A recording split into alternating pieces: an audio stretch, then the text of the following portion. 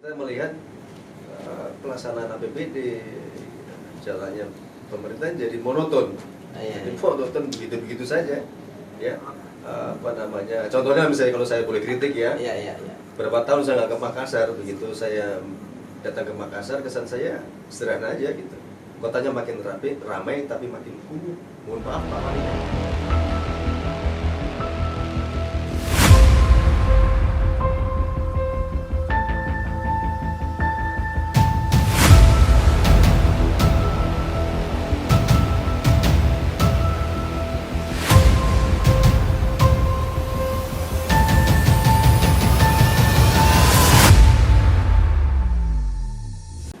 Assalamualaikum warahmatullahi wabarakatuh, pemirsa Opel TV. Kita berjumpa kembali dalam program Kritisi Duit Rakyat. Hari ini kita bersama dengan Pak Winarso, pengamat kebijakan keuangan daerah. Kita akan bicara seperti apa kebijakan keuangan di tahun mendatang ini. Kita sekarang ini berada di Desember 2022. Umumnya semua daerah ini sudah dalam tahapan evaluasi dengan pemerintah provinsi bagi kabupaten dan Kementerian Dalam Negeri bagi provinsi. Sebentar lagi akan memasuki tahun anggaran 2023. Pak Win, akhir-akhir ini media begitu gencar memberitakan terkait dengan di tahun yang akan datang ini resesi ekonomi. Bukan hanya media-media, tapi juga Presiden sudah mewanti-wanti hal itu, sehingga semua kementerian, semua perangkat daerah, malah untuk daerah-daerah di kabupaten kota provinsi seluruh Indonesia ini harus mewanti-wanti persoalan ini. Di tahun yang akan datang resesi ekonomi akan terjadi. Nah, kira-kira dari sisi penganggaran kebijakan keuangan di tahun 2020 mendatang ini kira-kira seperti apa? Apa yang harus dilakukan oleh pemerintah daerah? Baik, terima kasih Pak Herman dan pemirsa Opel TV yang saya hormati. Ini topik penting ya, karena membahas duit rakyat. Betul. Yang tentu dipergunakan untuk sebesar-besarnya kemampuan rakyat, kira-kira begitu ya. Di media dititipkan kepada pemerintah dan DPRD untuk dikelola manajemennya. Di media kita sudah sering mendengar kabar-kabar warning gitu ya, bahwa dunia akan mengalami penurunan, pelambatan pertumbuhan ekonomi atau resesi di tahun 2023 ya, pasca pandemi yang di bawah ancaman seperti itu. 2023 walaupun sebenarnya 2022 ini sudah mulai membaik ya, ekonomi di Indonesia pasca pandemi sudah mulai menggeliat. Kita tiba-tiba ditakut-takutin lagi bahwa tahun 2023 ini akan terjadi resesi ekonomi. Sebenarnya yang kemarin pandemi. Nah, 2023 apa kira-kira Pak? Ya, mudah-mudahan tidak ada lagi pandemi. Itu harapan. Tapi ancaman-ancaman disampaikan oleh media, oleh pejabat, bahkan presiden sendiri itu ya itu sesuatu keniscayaan ya. Kan masalahnya bukan sekedar ada ancaman, cuma bagaimana kita mengantisipasi kan. Itu ya kira-kira ya. Nah, kabar-kabar itu sudah kita sudah sering mendengar ya, bahwa banyak perusahaan-perusahaan startup gulung tikar, kemudian perusahaan-perusahaan yang sudah settle cukup lama itu juga mengalami banyak melakukan PHK bagi karyawan. Hotel tutup ya. Saya agak sedih juga waktu kemarin jalan-jalan di Makassar malam-malam melihat banyak hotel yang dulu menjadi ikon kota Makassar tutup. Itu juga sedih gitu ya. Baik, sebenarnya yang lebih penting adalah mengantisipasi. Saya sebenarnya tidak terlalu yakin bahwa Indonesia terkena dampak serius terhadap resesi global ini. Kenapa? Karena Indonesia itu negara yang produsen pangan yang cukup baik, apalagi Indonesia ini negara agraris. Yang kedua, jumlah penduduknya besar. Jadi barang-barang itu kalau dikonsumsi sendiri itu selesai. Ekonomi akan bergerak terus gitu. Sehingga yang kita perlu pertanyakan itu adalah bagaimana respon pemerintah kan Pak Presiden tidak sekedar cuma nakut-nakutin rakyatnya bahwa tahun depan akan ada resesi gitu ya. Iya, iya, iya. Nakut-nakutin itu diwujudkan dalam kebijakan kementerian dong, kan kira-kira gitu ya. Kemudian sebagai seorang presiden kan lebih bijak kalau beliau juga menyampaikan wanti-wanti kepada para pimpinan daerah, baik gubernur maupun wali kota, bupati, untuk hati-hati dalam menyusun anggaran 2023. Tidak bisa kita menggunakan pendekatan-pendekatan yang sama dengan tahun-tahun sebelumnya, misalnya gitu ya. Tidak bisa kita menggunakan cara pendekatan yang biasa-biasa saja. Tidak bisa kita menggunakan pendekatan yang penting bagian saya tercukupi, nggak boleh gitu. Kita sudah saatnya kita bersatu padu untuk kepentingan yang lebih luas gitu ya. Penganggaran itu menjadi sangat penting karena dia akan menjadi stimulus pembangunan di daerah.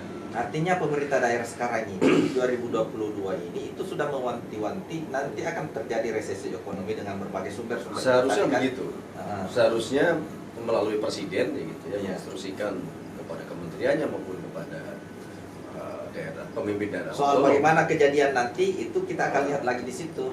Apakah nanti dia harus mengantisipasi itu, maksudnya adalah tolong ya, APBD 2023 itu mengantisipasi itu. Iya. Sektor pertaniannya berbuat apa, sektor industrinya bisa seperti apa, di daerah kita itu punya kekayaan seperti apa, bagaimana menggulirkan roda ekonomi ketika ada kondisi krisis seperti itu ya. Dan kemudian antisipasi yang lain juga harus mulai dipikirkan gitu. Jangan memikirkan tahun depan saya jalan-jalan kemana, tahun depan saya membangun bangunan apa yang sebetulnya itu bisa dikurangi untuk mengantisipasi hal-hal. Jadi kita harus punya sense of crisis-nya. Kita juga harus punya, Pemda itu harus punya juga sense of crisis. Tahun depan kehidupan ekonomi cukup akan ada tantangan-tantangan yang harus kita antisipasi, karena yang bisa kita kontrol adalah APBD, maka APBD menjadi instrumen yang sangat penting dalam rangka mengantisipasi resesi ekonomi. Kalau ya ini ada dua poin, ada APBD, ada sektor swasta. Yang ini berarti kalau kita lihat dua instrumen itu kan kota dengan kabupaten kan beda. Kalau misalnya di kota itu untuk APBD itu ada sektor swasta yang kemudian bisa menggerakkan ekonomi, tapi di kabupaten ini satu-satunya harapan adalah APBD. Itu tadi yang saya sampaikan, terutama misalnya daerah Sulawesi Selatan ya, yang kebanyakan adalah di pedesaan. Iya. Makanya kita sering membuat penelitian yang terkait masalah rasio-rasio pendapatan daerah terhadap kemampuan ekonomi di masyarakat. Ini juga kita melihat bahwa sebagian besar daerah di Sulawesi Selatan itu, bahkan hampir sebagian besar di Indonesia sebenarnya ya, bahwa peran daripada APBD melalui government expenditure ini sangat dominan. Karena itu, kalau kita salah dalam membuat kebijakan pengeluaran daerah, ini juga akan berdampak serius ya, terhadap pertumbuhan ekonomi atau pengentasan kemiskinan di daerah kita sendiri. Ya. Ini yang perlu diberikan garis bawah. Nah, kita tadi saya tekankan tadi ya, bahwa jangan kita membuat anggaran 2023 itu biasa-biasa saja, seolah tidak terjadi apa-apa. Ya. Selain krisis ekonomi tadi yang sempat dikhawatirkan Pak Herman, jangan-jangan 2023 juga masih ada ancaman pandemi, tidak menutup kemungkinan. Kita tidak tahu sumbernya dari mana, penyebarannya seperti apa, dampaknya bagaimana. Ini Cina kembali lockdown lagi. Ya walaupun masyarakatnya nggak setuju gitu ya, tapi kan faktanya seperti itu. Yang harus kita antisipasi juga. Mungkin biaya kita harus menyiapkan alokasi anggaran untuk biaya kesehatan yang cukup besar, dan kita juga harus menyiapkan anggaran untuk pendidikan juga. Jangan lupa, jangan sampai masyarakat ini ada mandatori, apalagi gitu. Kesehatan dengan pendidikan ada mandatori. Nah 20% itu misalnya 20% itu jangan kemudian berpikir sudah 20%. Quality expense-nya dilihat, kualitas belanjanya mesti diperhatikan. Sekedar membelanjakan nggak sulit, cuman apakah yang kita belanjakan itu punya dampak terhadap berarti kualitas belanja yang harus kita kualitas belanjanya, poinnya seperti itu, supaya kita tidak terbiasa menganggarkan itu tiba masa tiba akal atau seperti yang sebelum-sebelumnya kayak gitu tuh jangan begitu lagi. Zaman sudah berubah. Tuntutan publik sudah semakin kritis ya. Masyarakat sudah semakin kritis dan semakin menunggu kebijakan yang pro rakyat itu akan menjadi catatan penting. Gini Pak, terkait dengan kualitas belanja tadi, artinya semakin besar belanja yang dikeluarkan, misalnya nih kesehatan, itu berarti harusnya kualitas masyarakat Indonesia itu akan menjadi sehat. Ya, ya begitu. Ya, ya harus menurut saya sudah saatnya pemerintah itu membuat semacam take and kontra gitu ya. Kasih ya seperti apa OPD yang key performance indikatornya lah gitu. KPI-nya itu apa bidang kesehatan. Misalnya saya nggak mau tahu, pokoknya tidak ada lagi stunting, kesehatan ibu dan anak, kesehatan ibu dan anak meningkat, tidak ada lagi kematian ibu melahirkan atau kematian bayi dan seterusnya. Itu harus menjadi poin penting ya, sama seperti pendidikan. Kalau misalnya gini Pak Wing, anggarannya meningkat dari tahun ke tahun trennya, tapi masih banyaknya kasus-kasus yang tadi yang disebutkan, bayi meninggal, itu melahirkan. Jawabannya kan gampang, itu berarti kualitasnya jelek. Kualitas penganggaran ini kan jelek. Ataukah di sumber daya tenaga kesehatan kah? Ya pokoknya jelek. Jelek itu kan bisa banyak faktornya. Iya. Salah membuat program, di perencanaan awal, artinya perencanaan awal dong. Makanya sebenarnya zaman dulu tuh kan ketika kita menyusun awal-awal ya, kita menyusun RKA itu kan sebenarnya sudah ada itu indikator keberhasilannya, KPI-nya sudah ada, inputnya apa, outcomes-nya apa, benefit-nya apa. Cuma ukuran-ukuran kinerja ini tidak menjadi diskursus pada saat pertanggungjawaban anggaran dalam LKPJ. Iya. Apa itu? Gimana itu? Kan saya waktu kita nyusun RKA dan DPA juga rencana di awal ini, rencana anggaran, rencana kerja anggaran SKPD itu kan ada itu inputnya apa, outputnya apa gitu ya, benefitnya apa, outcomes-nya apa, benefitnya apa dan seterusnya. Tapi pada saat pembahasan di DPRD itu nggak muncul. Yang ditanyakan oleh anggota DPRD itu berapa kau punya nominal? Cuma angka, nggak pernah diskusi terkait dengan masalah outcomes dan benefit. Iya. Begitu juga pada saat pertanggungjawaban anggaran, ya.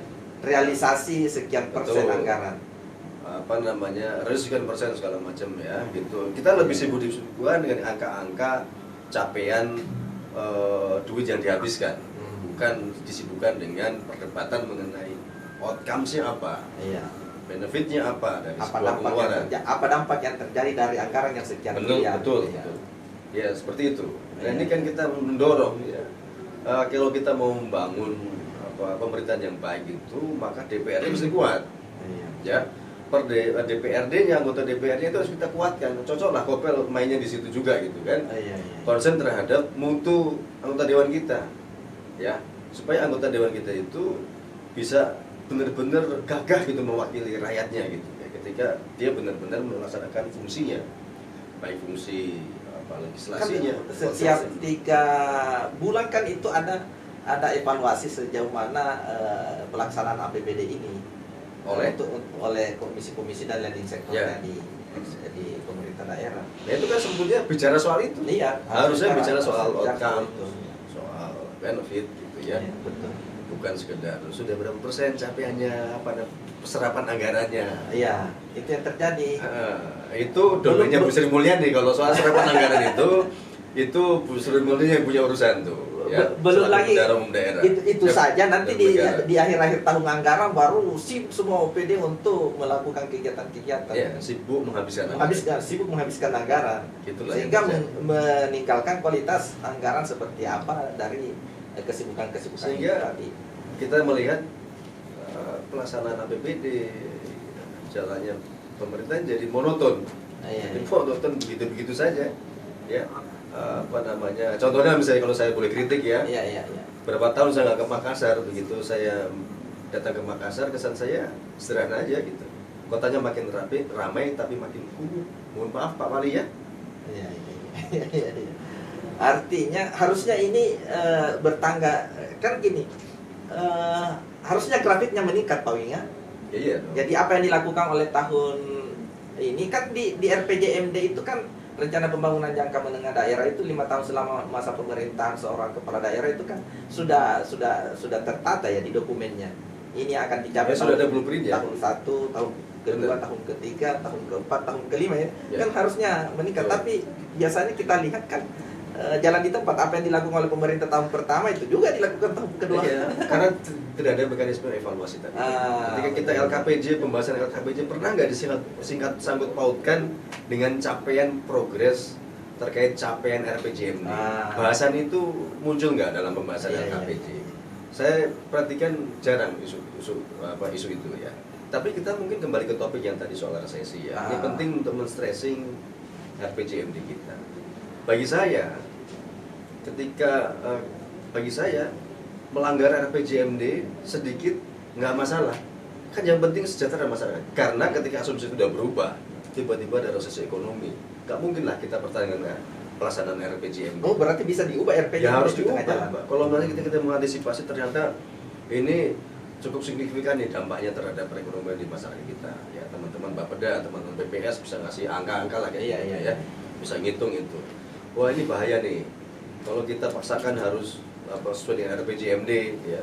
Kadang-kadang juga ini jadi dilema juga, Pak Herman. Ya. Dilema antara kebutuhan mendesak, ya, prioritas pembangunan di suatu daerah dibandingkan dengan janji politik kepala daerah. Ini kadang-kadang juga nggak nyambung ini.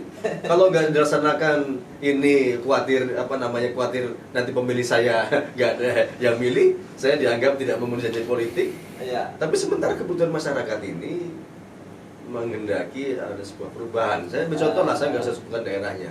Kepala daerah yang berjanji akan membangunkan alun-alun di berbagai daerah di kabupatennya misalnya gitu ya. Itu kan nggak penting sebenarnya. Bagi saya, bangunan alun-alun itu bukan domainnya gubernur. Terus sederhana itu gubernur cuma membangun alun-alun. Kira-kira begitulah ya. Nah, janji itu janji politik dia. Mestinya dalam konteks saya misalnya gitu ya, ketika kita melihat ada masalah di hadapan kita, resesi ekonomi yang menghadap seperti itu, yang nggak penting itu dilihat aja, kurangi, nggak apa-apa, tidak mungkin tidak populer gitu ya, tapi tinggal dijelaskan ke masyarakat bahwa saya lebih memprioritaskan memamurkan kalian. Saya lebih memprioritaskan nggak apa-apa janji politik saya tidak terlaksana, nggak ada masalah.